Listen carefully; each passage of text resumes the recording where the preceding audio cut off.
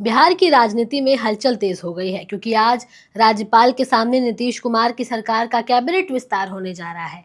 ये विस्तार खास इसलिए है क्योंकि इसमें भारतीय जनता पार्टी के 7 नए मंत्रियों को पद और गोपनीयता की शपथ दिलाई जाएगी। लेकिन इससे पहले बिहार बीजेपी के अध्यक्ष दिलीप जायसवाल ने मंत्री पद से इस्तीफा दे दिया है, जिसने राजनीति के गलियारों में एक नई बहस को बढ़ा दिया है। इस वीडियो में आपको बताएंगे कि क्यों उन्होंने इस्तीफा दिया, लेकिन उससे पहले आप हमारे चैनल द हिंदी टॉप को सब्सक्राइब करें, बेल आइकन दबाना ना भूलें ताकि आप तक पहुंचे हमारी हर खबर सबसे पहले। नीतीश कुमार अपने नए मंत्रियों को शपथ दिलाने के लिए राज्यपाल के पास जाएंगे। उससे ठीक पहले दिलीप जायसवाल ने मंत्री पद से इस्तीफा दे डाला।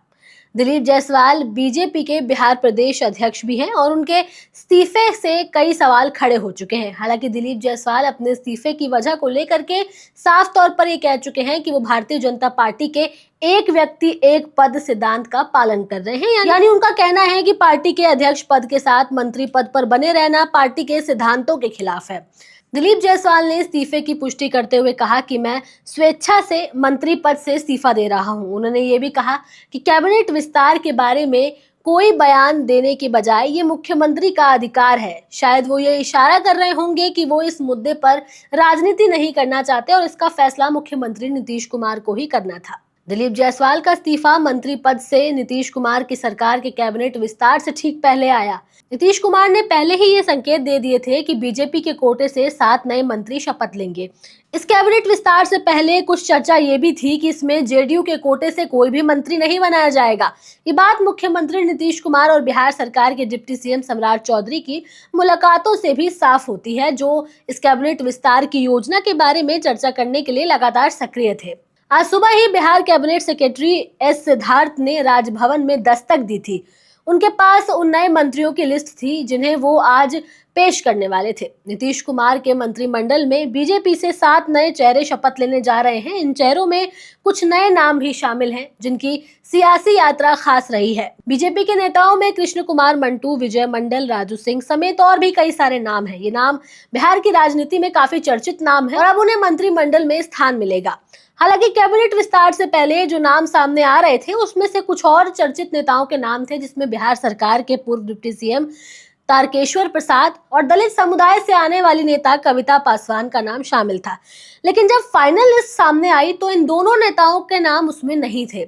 ये कुछ हद तक चौंकाने वाला था क्योंकि इन दोनों नेताओं के नाम को लेकर पहले ही कयास लगाए जा रहे थे। ये विस्तार चुनावी साल से पहले किया जा रहा है और इसका राजनीतिक महत्व भी साफ नजर आता है। बीजेपी की रणनीति इस बार पूरी तरह से ये हो सकती है कि वो अपने प्रभावी नेताओं को मंत्रिमंडल में स्थान देकर आगामी चुनावों में अपनी स्थिति को मजबूत करे।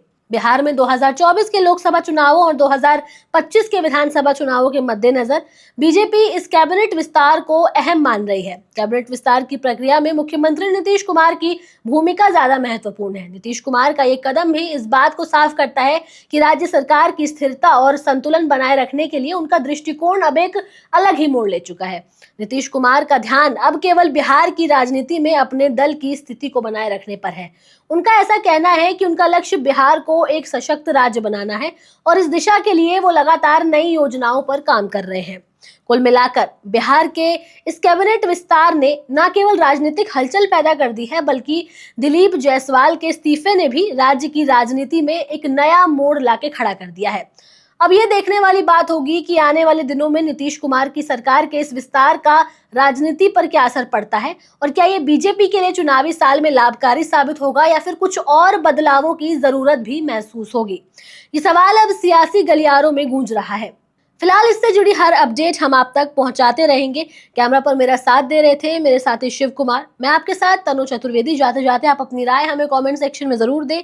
हमारे चैनल द हिंदी टॉप को सब्सक्राइब करें। हमें एक्स यानी ट्विटर, फेसबुक और इंस्टाग्राम पर भी फॉलो करें।